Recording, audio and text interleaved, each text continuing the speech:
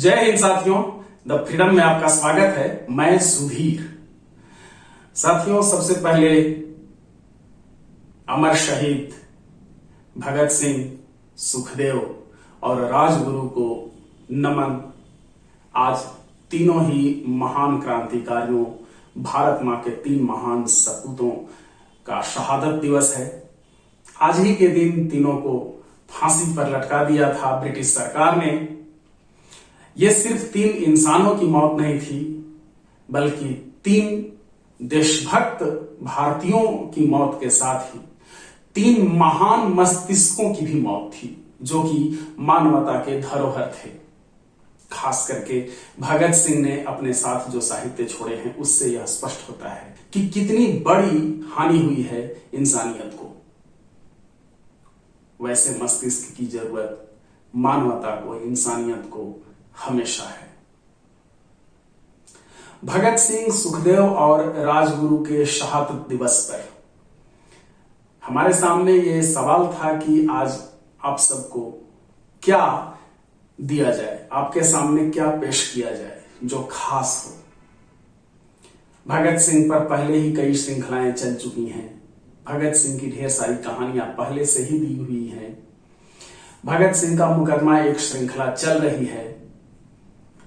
ऐसे में हमने सोचा कि भगत सिंह की शहादत पर, उनके शहादत के किस्से को आपके सामने पेश किया जाए।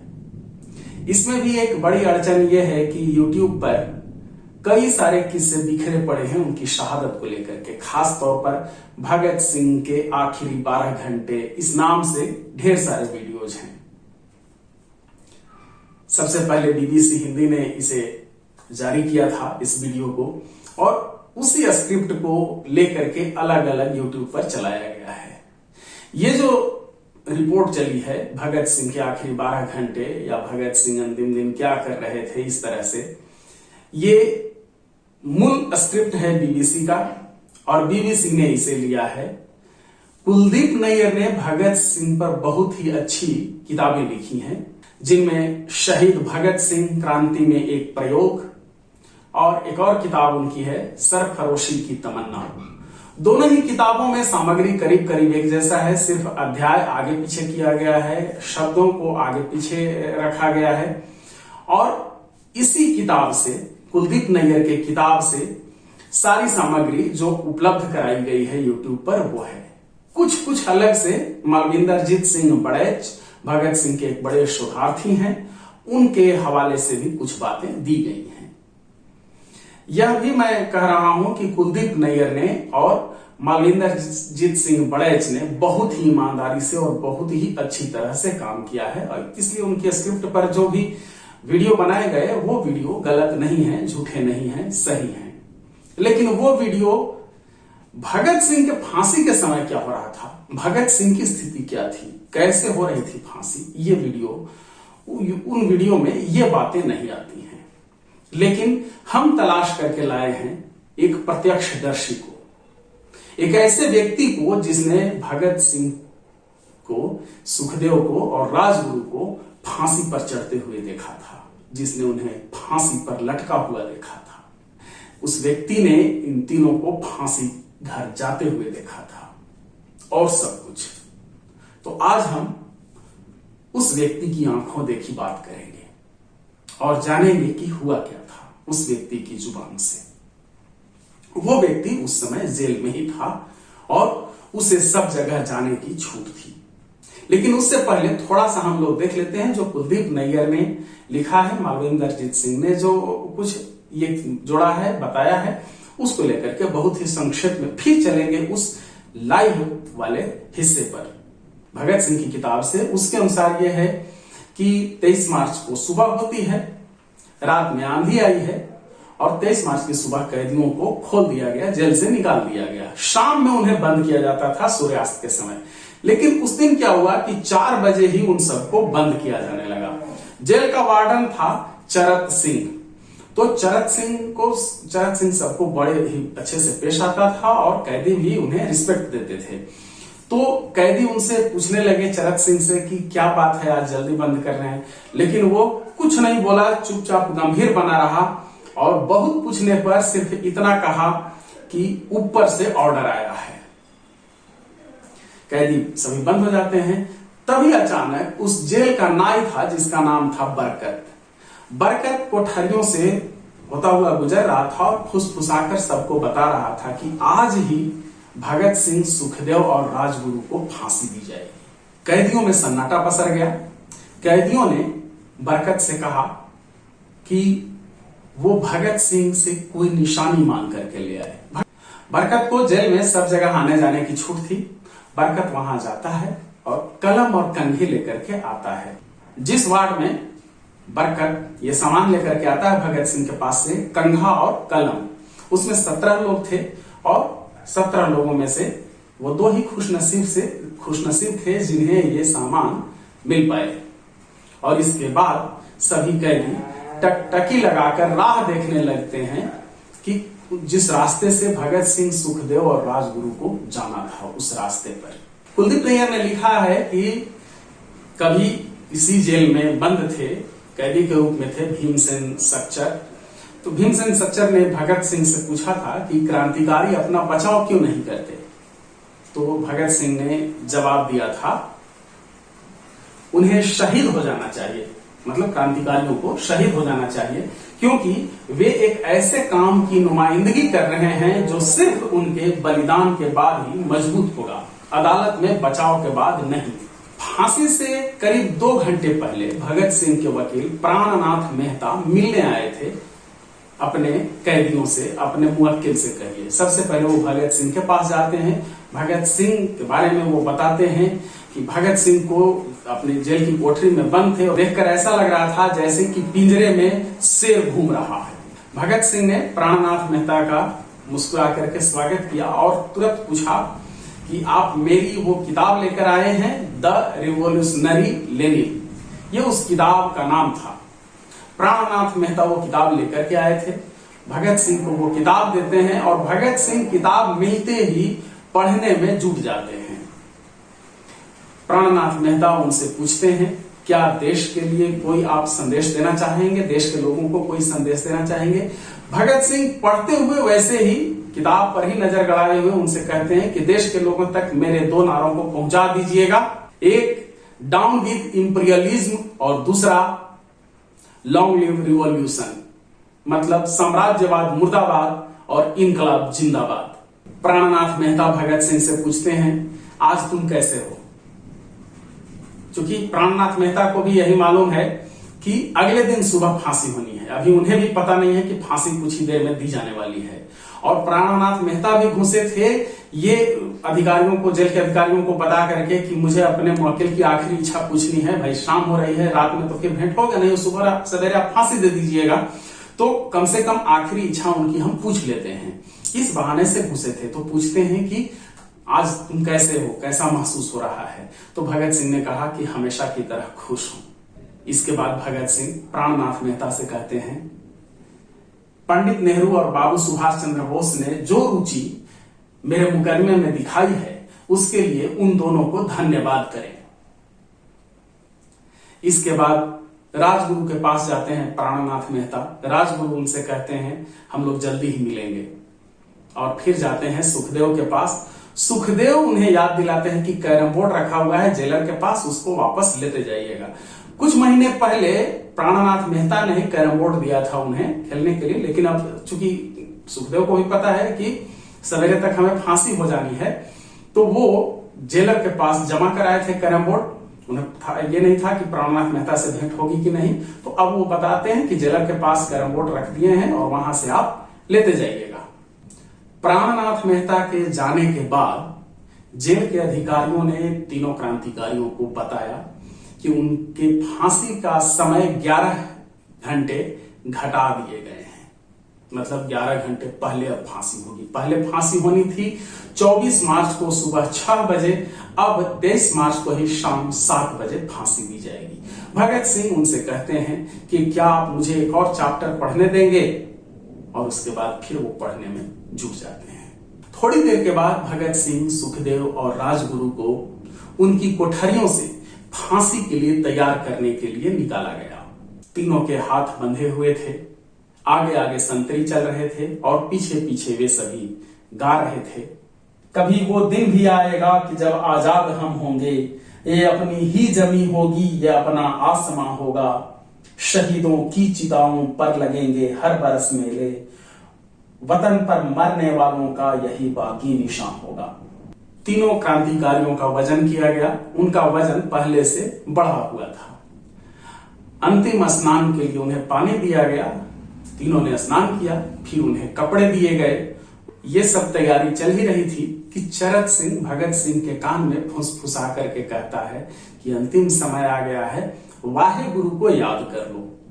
भगत सिंह कहते हैं, मैंने अपनी पूरी जिंदगी में कभी भी उसे याद नहीं किया, उल्टे मैं गरीबों की दुर्दशा के लिए भगवान को कोसता रहा। अगर मैं अब उससे प्रार्थना करूंगा तो वह कहेगा, कितना डरपोक आदमी है, मौत को सामने देखकर मुझे याद कर रहा है। 4 बजे कैदियों को उनके बैरकों में बंद कर दिया गया था। 6 बजने जा रहे थे। 2 घंटे से सभी कैदी जो लाहौर सेंट्रल जेल में मौजूद थे वे रास्ते पर टकटकी लगाए देख रहे थे। 6 बजे की जब घंटी बजी घड़ी की तो दूर से बूटों की आवाज आने लगी, बूटों जूते की आवाज, जो सिपाही चल रहे थे, और साथ में गीत सुनाई देने लगा, सरफरोशी की तमन्ना अब हमारे दिल में है, देखना है जोर कितना बाजुए कातिल में है। ये आवाज जानी पहचानी थी उन कैदियों के लिए। भगत सिंह, सुखदेव और राजगुरु ये गाते हुए आ रहे थे। कैदियों ने साथ में गाना शुरू कर दिया, मेरा रंग दे बसंती चोला, और देर तक लाहौर सेंट्रल जेल में इनकलाब जिंदाबाद, साम्राज्यवाद मुर्दाबाद के नारे गूंजते रहे। फांसी के तख्ते पर तीनों क्रांतिकारियों को ले जाया गया। फांसी का तख्ता पुराना था, जो जल्लाद था वो हट्टा कट्ठा था और नौजवान था।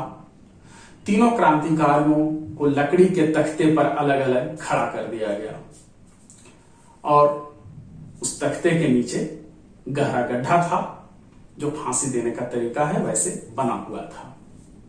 लेकिन उस समय लीवर वाला सिस्टम नहीं था खींचने वाला संभवतः, इसलिए कि आगे जैसा वर्णन मिलता है उससे पता चलता है तीनों क्रांतिकारियों को तख्तों पर, लकड़ियों पर खड़ा कर दिया गया।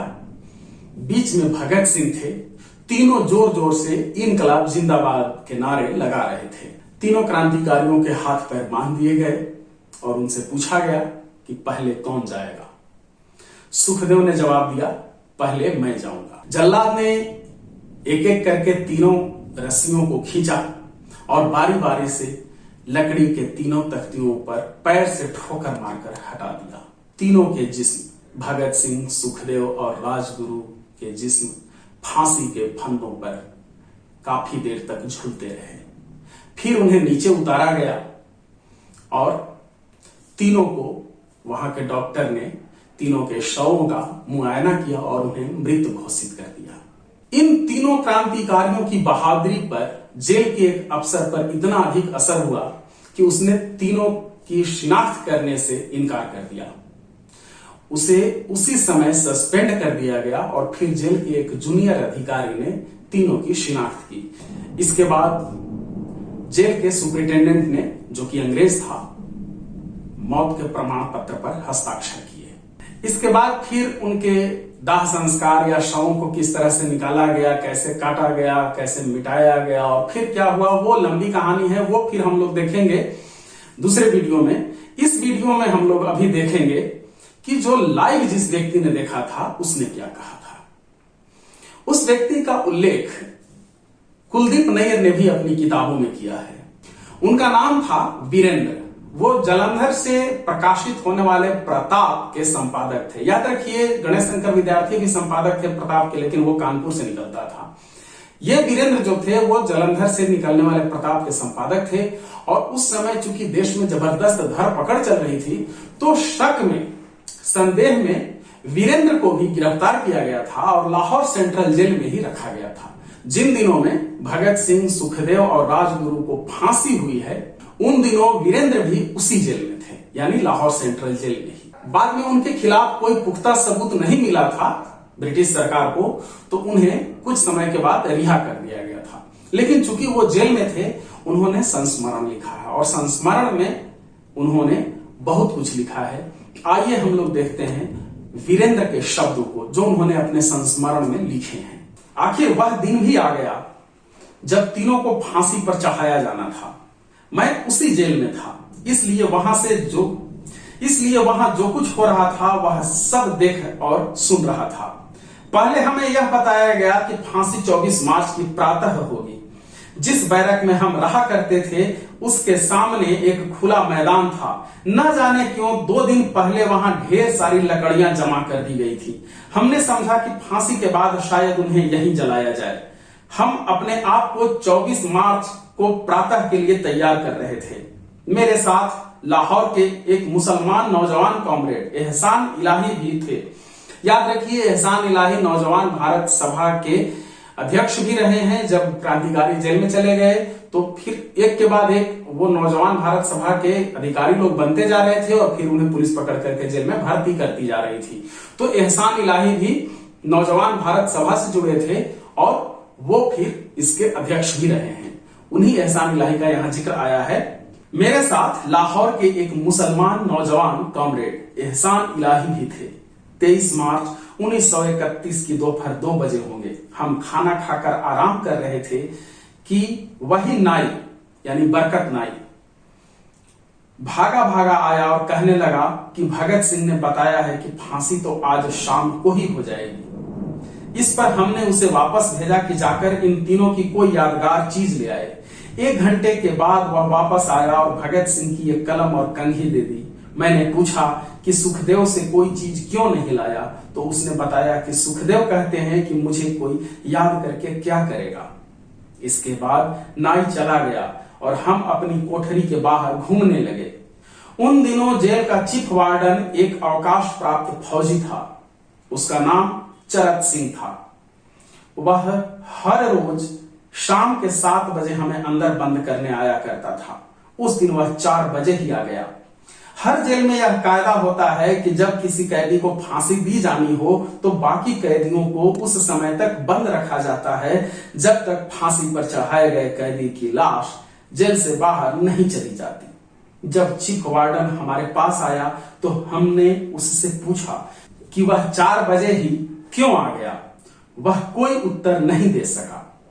जब हमने अपना यह सवाल बार बार दोहराया तो उसकी आंखों में आंसू आ गए और बोला कि फांसी तो शाम को ही हो जाएगी। उसके बाद न हम उससे कोई बात कर सके और न वह ही हमसे कुछ कह सका। दिल इतना उदास था कि आपस में बात करने को भी जी नहीं चाहता था। शाम के कोई 6 साढ़े 6 बजे के लगभग जेल के बाहर नारे सुनाई पड़ने लगे। उन दिनों लाहौर साजिश केस नंबर 2 भी चल रहा था। उसके कैदी भी इसी जेल में बंद थे। जिस बैरक में वे लोग थे वह फांसी की कोठरी से बहुत दूर न थी। हमें बताया गया कि जैसे ही भगत सिंह, सुखदेव और राजगुरु फांसी घर की ओर के लिए अपनी कोठरियों से बाहर निकले तो उन्होंने इनकलाब जिंदाबाद के नारे लगाने शुरू कर दिए। उनके नारे सुनकर लाहौर साजिश केस नंबर 2 के नौजवान भी नारे लगाने लगे। ये आवाजें हमारे कानों तक पहुंच रही थी। घंटे 1.5 घंटे के बाद जब सारी जेल में खामोशी छा गई और हमें कुछ पता नहीं चला कि क्या हुआ। दूसरे दिन प्रातः 7 बजे वही चीफ वार्डन हमें खोलने के लिए आ गया। जब उसने हमें खोला और हम बाहर आए तो उससे पूछा कि रात को क्या हुआ था। मैंने उससे यह भी सवाल किया कि उन तीनों की उस समय हालत कैसी थी। वह 5-7 मिनट तक कुछ नहीं बोल सका और बच्चों की तरह रोता रहा। फिर उसने सारे हालात बताए कि तीनों ने किसी प्रकार की कमजोरी नहीं दिखाई। जब वे फांसी घर की ओर चले तो भगत सिंह बीच में था। एक तरफ सुखदेव और दूसरी तरफ राजगुरु था। तीनों ने अपनी अपनी बाहें एक दूसरे की बाहों में डाल रखी थी। भगत सिंह कुछ ज्यादा जोश से नारे लगा रहा था। सुखदेव खामोश था, लेकिन उसके चेहरे पर किसी किस्म की कोई घबराहट या परेशानी नहीं थी। एक बार भी उनके पांव नहीं लड़खड़ाए और छाती तानकर वे चलते गए। जब वे फांसी के तख्ते पर खड़े हो गए तो भगत सिंह ने कहा कि वे नकाब खुद अपने मुंह पर डालेंगे। तीनों ने एक बार एक दूसरे को देखा और फिर स्वयं ही अपने चेहरों पर नकाब डाल लिए। 2 मिनट बाद ही सब कुछ शून्य हो गया।